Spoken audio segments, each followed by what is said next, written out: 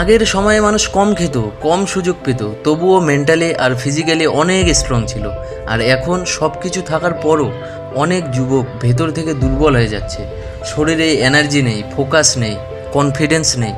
কিন্তু কেন এমন হচ্ছে, আজকের ভিডিওতে জানবেন সেই সত্য। বন্ধুরা, বর্তমান জেনারেশনের সবচেয়ে বড় সমস্যা হলো টু মাচ কমফোর্ট। সব কিছু এখন খুব সহজ হয়ে গেছে। এন্টারটেনমেন্টের জন্যে এক ক্লিকে যথেষ্ট। ফুড একটা অ্যাপ, টাইম পাস করতে আনলিমিটেড স্ক্রল। ফলে মানুষ ধীরে ধীরে হার্ড ওয়ার্ক থেকে দূরে চলে যাচ্ছে।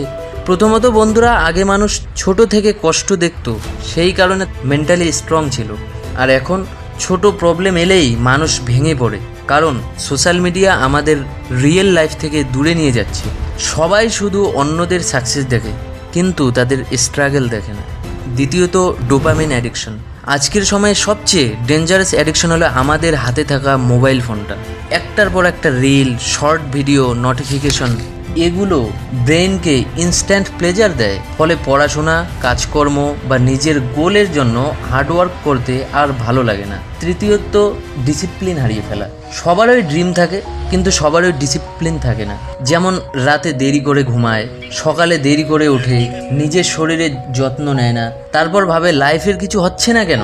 ভাই, আপনার ভিতরে অনেক পোটেনশিয়াল আছে, কিন্তু যদি আপনি নিজের মাইন্ড কন্ট্রোল করতে না পারেন, তাহলে পৃথিবী আপনাকে কন্ট্রোল করবে। মনে রাখবেন, easy choice create hard lives and hard choice create easy live. Strong মানুষ হতে চাইলে নিজের হ্যাবিট চেঞ্জ করুন, মোবাইলের নেশা কমান, শরীর আর মাইন্ড দুটোই ট্রেন করুন, আর প্রতিদিন নিজের গোলের জন্য একটু একটু করে কাজ করে যান। কারণ real man are build in silence. আপনি কি নিজের লাইফ চেঞ্জ করতে রেডি? তাহলে কমেন্টে লিখুন রেডি। আর এমন ভিডিও পেতে চ্যানেলটিকে সাবস্ক্রাইব করুন।